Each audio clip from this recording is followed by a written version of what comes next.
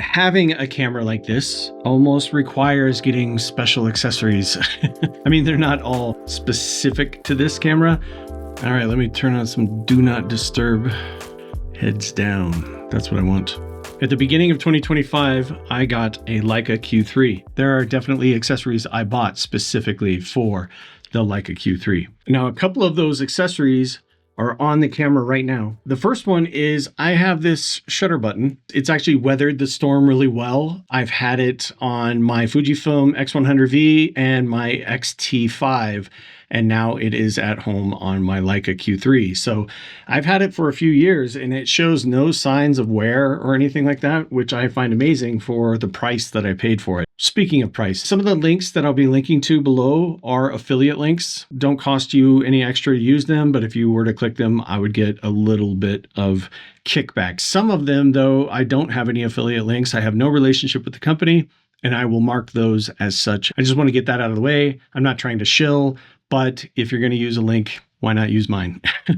The other thing I got are these titanium quick release lugs. And the reason I didn't want to take them off for the purposes of this video is they have these very, very small split rings. And it was such a pain to get them on that I just don't want to take them off again to put them back on.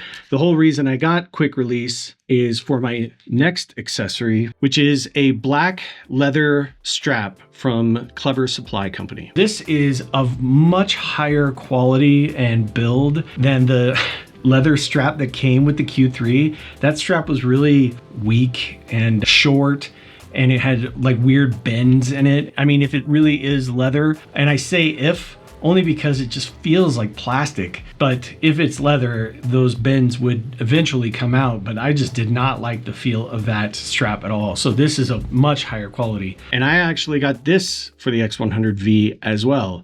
It never actually found a home on my X-T5 because I preferred the Peak Design quick release system on my X-T5, but I don't like those Peak Design quick release on my Leica. I find them to be a little plasticky, a little clunky. So I kind of prefer these metal lugs instead, these quick release lugs. And while I do love this leather strap and I think it's worn terrific, you know, it's patinaed really well. It's just a great leather strap.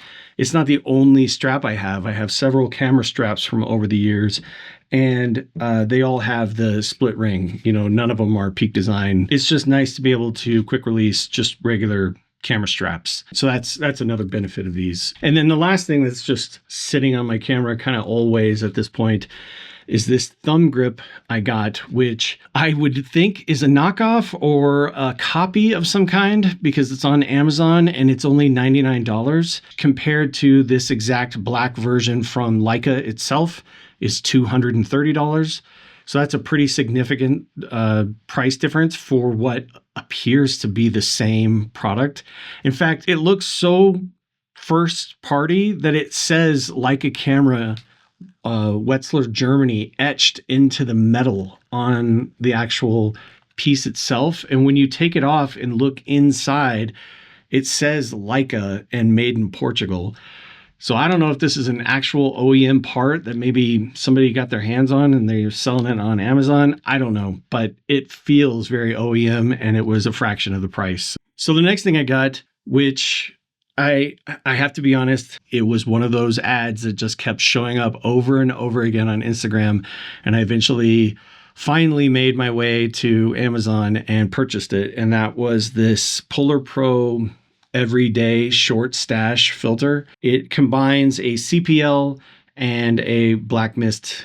When I bought it, I hadn't actually been that experienced with filters other than ND filters that I use for photography and for recording video. So I bought it. I got it in the 49mm variety. It fits on the end of my camera just fine. The lens hood will fit over it, although then you can't really get at the CPL adjustment. I don't regret it because I've gotten used to it. I actually like some of the images I get from it now. But at the beginning, I was pretty put off by the flaring I was getting around the light sources when I would take photos at night or at dusk. But now I actually like that look, and I use it to my advantage. So I've gotten better with it. You know, like anything with photography, practice makes perfect. But one thing I don't like is the 49mm threading. This one filter was kind of expensive, and I can only use it on my Leica. Which brings me to my next one, which is this Polar Pro ND plus CPL. This is an ND8.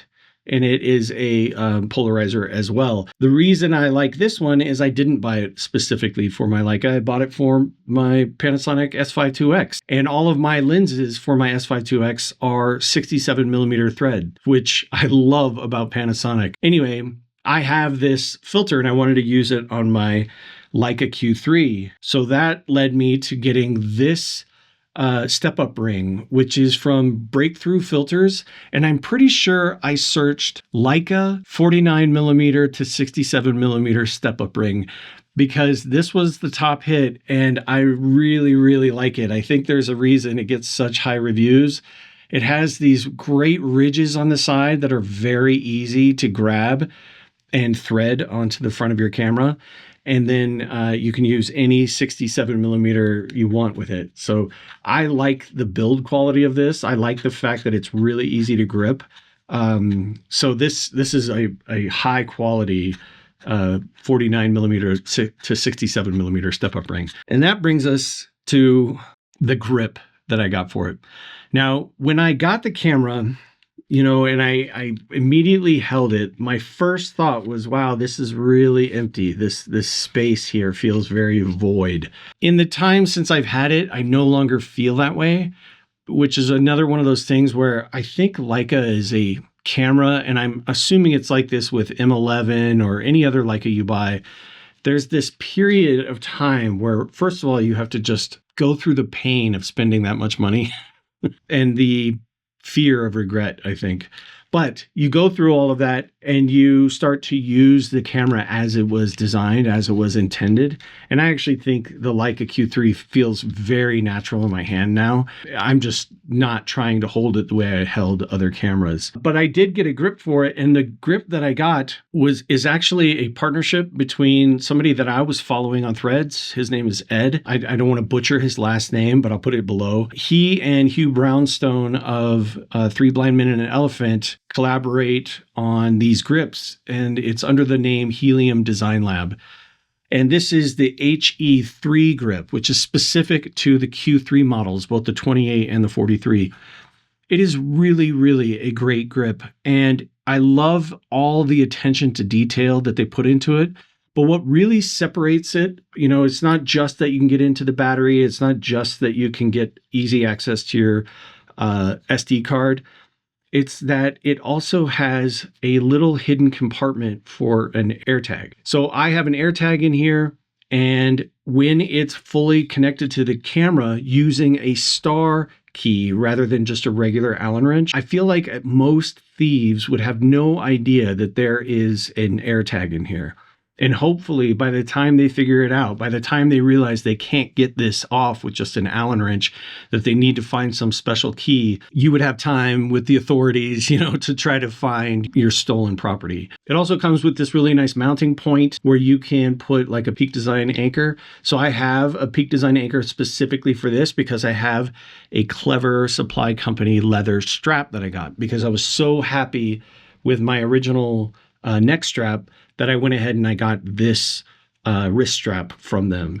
So the combination of this with my camera gives me a lot of grip. I feel like, you know, it's connected to my wrist. I feel very confident with it, but if somebody were to rob me or take it, the AirTag really gives me a peace of mind. It also has a thumb grip, and the thumb grip can be taken on or off. So in my example, I have a thumb grip that I'm using, so I can remove this thumb grip and put a little piece of metal here, and then there is no thumb grip. And the reason I actually rock it that way most of the time is because it makes getting the whole grip itself, getting it on and off, very simple. I just one screw, it's on. I take it out with me when I want to go shoot downtown or something and I'm afraid that somebody might rob me. Or if I want to take it off and use neck strap, I could use a neck strap with it, but I just prefer using a wrist strap when I have this because I usually have my next accessory. Because when I go downtown and I'm doing that kind of photography, I'm using a sling bag. And this is the Peak Design 3-liter Sling that I bought for it. And it is perfect. It fits my camera, extra battery, an action cam. If I want to do some walking around street photography video stuff, I can do that. It's really great for just a very small street kit. And because it has a shoulder strap, I don't need to wear a neck strap. And so that's why I prefer using the grip with the wrist strap attached to it. Now, one of the reasons having the thumb grip on this grip can be important is when I use this thumb grip, I'm taking up the hot shoe space. And if I'm taking up the hot shoe space, then I can't use something like a little flash. This little flash is perfect. You don't have to do anything. You slide it on, you turn it on, and the camera recognizes it and it flashes. So it's a nice little flash that works right out of the box. You don't have to do anything to the camera to set it up. One of those things that just works. I think it's pretty funny. Sorry. I think it's pretty funny that I'm trying to use the flash. I've used flash photography so little in my life, and that includes pre-digital. You know, when I was young, I thought flash photography looked really amateurish. I thought it was like on, you know, mom and dad's point and shoot cameras. I just never really got along with flash photography. When I thought of flash photography in a professional setting, I thought of the big flashes that people use in a studio. I never thought of an on-camera flash as being a very professional thing. But I've since sort of changed my mind on that. And I bring all this up because I did a review for the Fujifilm X-T50, and I talked about all the things I love about this camera, all the things I don't love about this camera. But the one thing I didn't talk about at all was that it has a flash built in. I didn't even remember it. I didn't think about it because it just wasn't on my radar. It's not a thing that I think about. You know, the X100V had a flash on it. I didn't use that ever. This has a flash on it. I didn't even talk about it in my review, but nobody in my comments even noticed. I am trying to get better with flash. That is why I got this. I keep this with me in my bag. And when I'm using the grip, if I know I'm going to want to use the flash, I'll go ahead and use the thumb grip on this Helium Design Labs.